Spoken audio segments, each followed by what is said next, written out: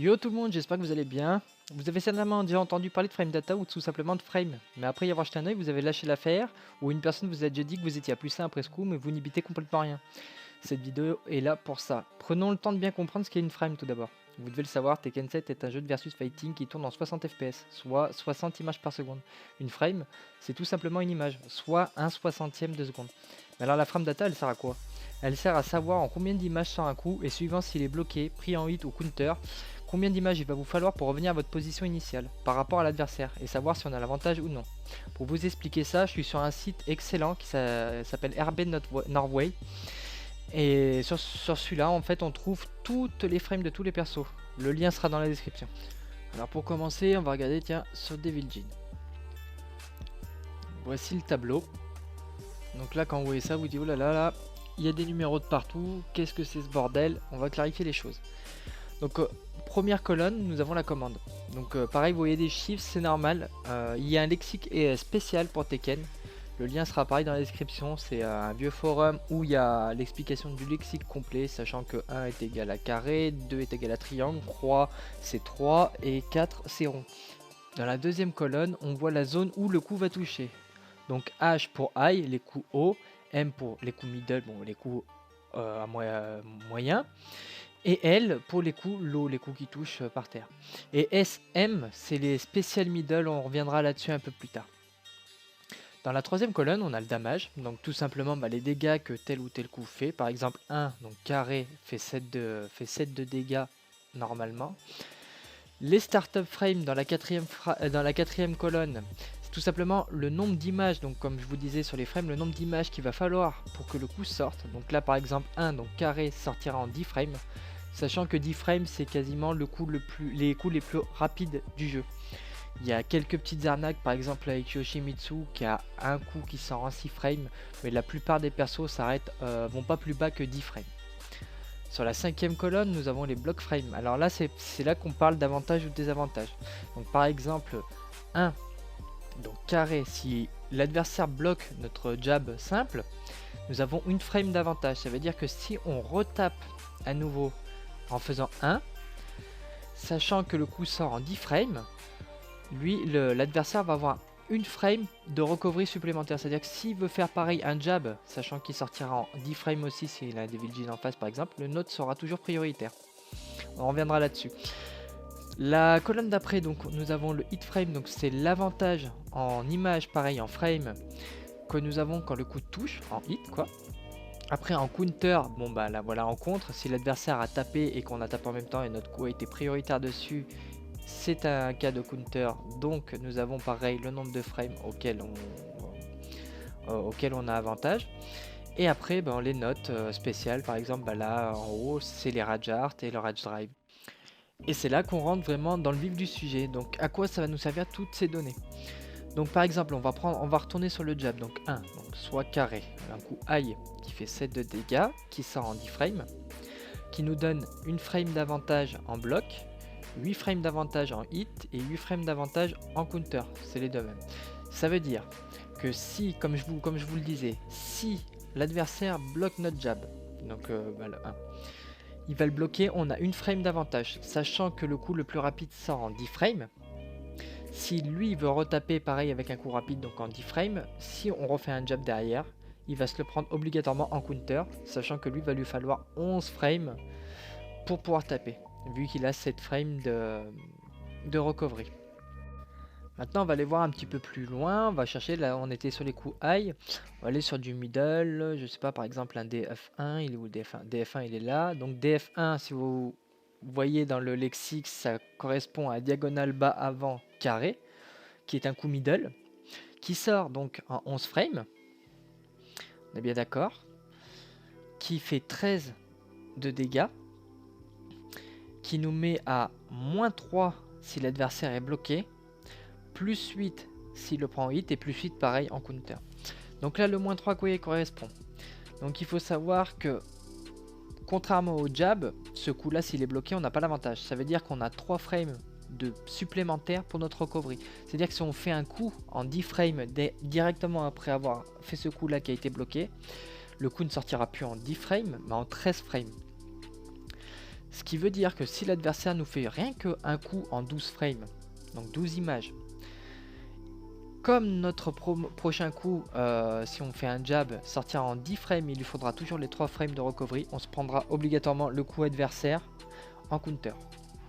Après, bon bah les plus 8 c'est pareil, voilà, DF1 si ça rentre en hit, nous avons 8 frames d'avantage, on peut sortir un coup jusqu'à 18 frames sur l'adversaire, et s'il tape, il prendra counter ou en hit si, s'il se baisse ou une connerie comme ça. Sinon, il ne pourra rien faire durant ces 8 frames, logiquement. Parce que là, on va parler après, on parlera un petit peu plus tard, il y a les crushers aussi qui peuvent venir pour arnaquer, tout ça. Après, on va partir sur d'autres choses. Alors attendez que je cherche. On va partir tiens sur DF44. Alors DF44 sur le lexique c'est diagonale bas avant, rond et rond. Donc c'est son espèce de coup de pied. Voilà.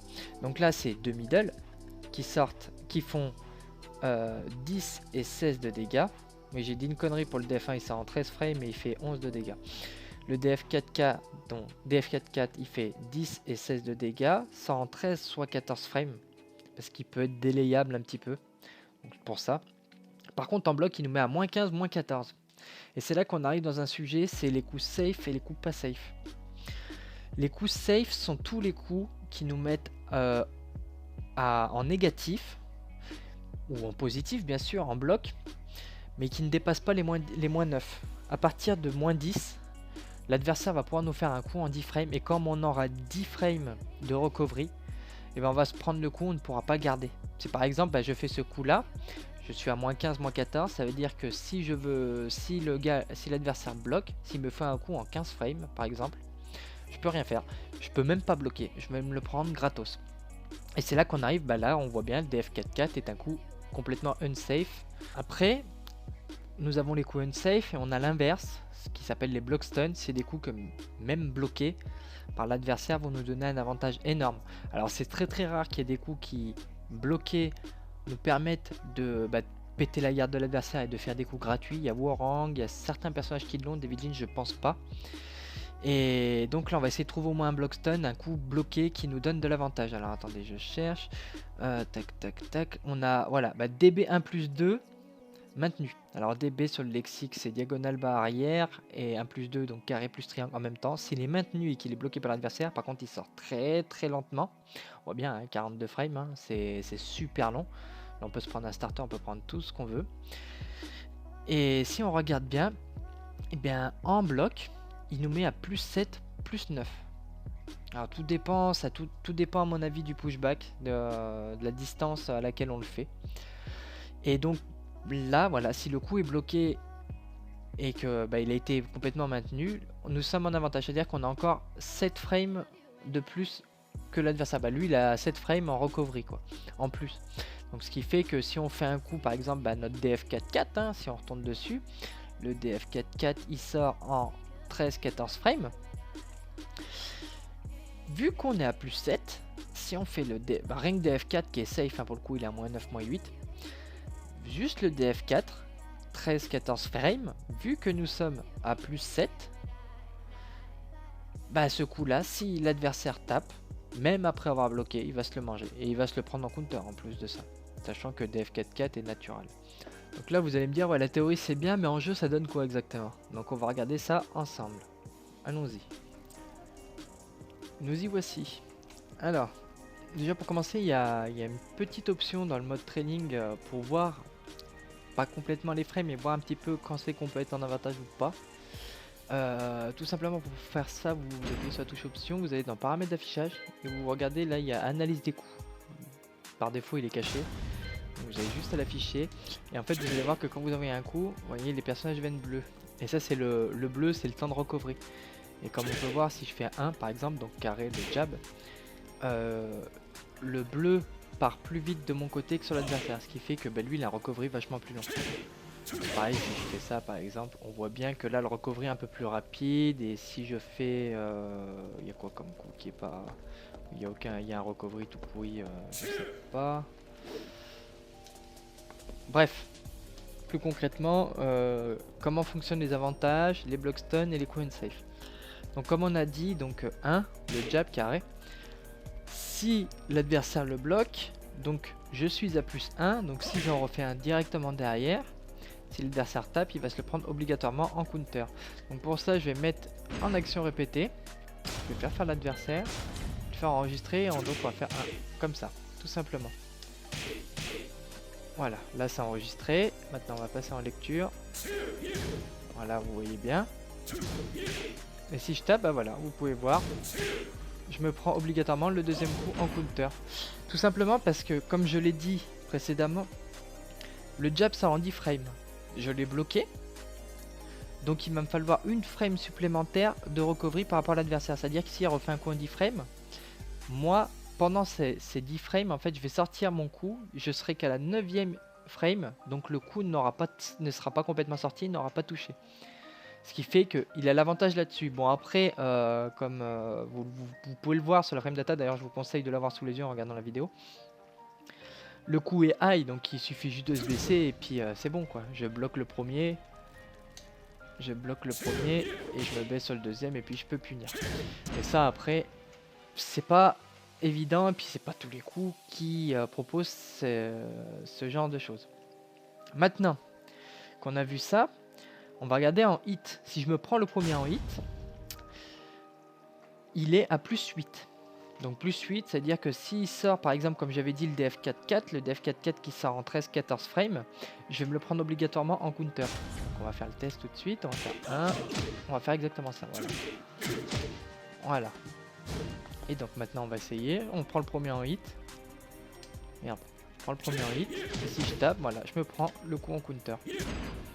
C'est la base de Tekken, c'est les coups en avantage, en désavantage. Les frames sont là pour aider, c'est pas une science exacte, sachant qu'après les coups peuvent être steppables, même si on a des avantages, sachant que même si on est négatif de 3-4 frames, on a le temps quand même de bouger, on peut backdasher, on peut faire un step, tout ça.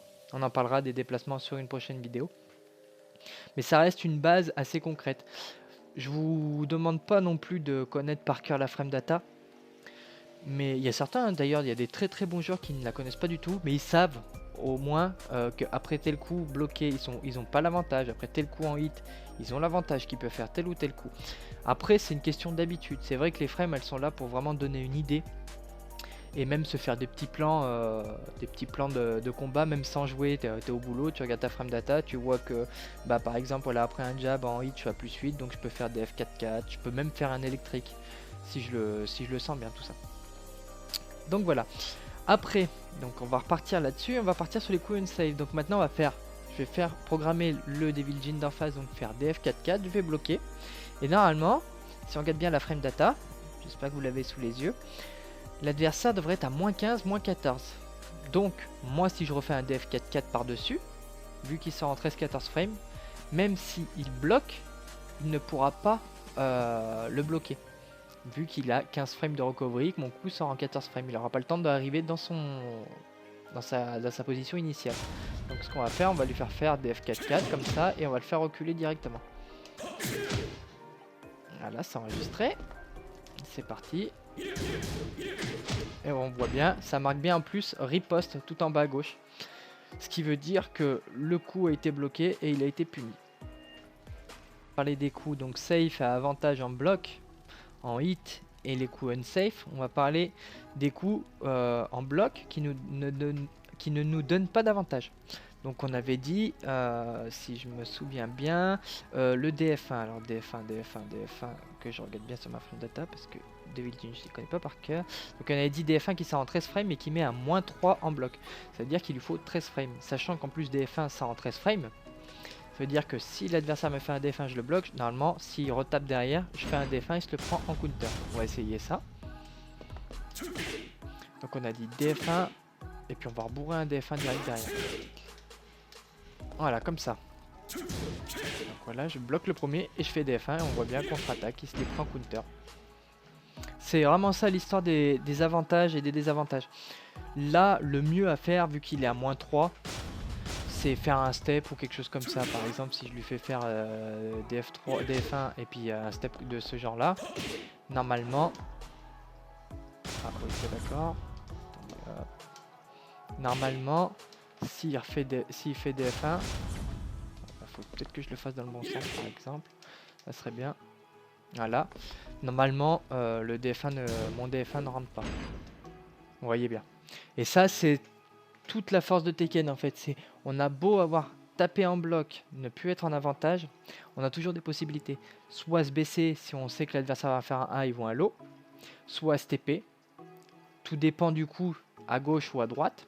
Ou alors on backdash et on attend de voir. Sachant que là mon coup a whiffé, il a tapé dans le vide. C'est-à-dire que là j'ai un coup garanti normalement pour punir après.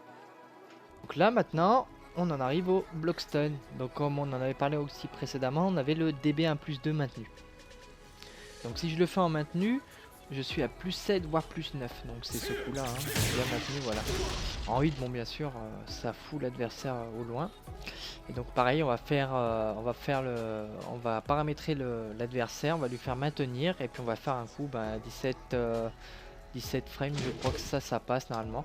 Et moi je vais essayer de taper entre les deux.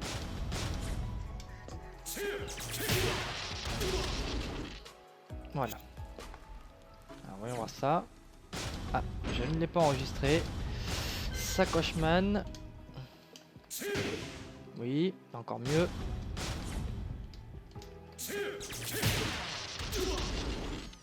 Voilà, là ça a été enregistré. On va se remettre en position de départ. On voit bien plus que ça pousse bien. Donc, voilà, là je me suis pris. Je vais essayer de taper un truc quand même. Voilà, et là je me le prends complètement en counter, hein. Là c'est pas marqué mais j'essaye de jabber dedans, on voit bien que je peux strictement rien faire. Bon, après ce coup par contre on voit bien qu'il est super lent, donc on a vraiment le temps de taper là-dedans.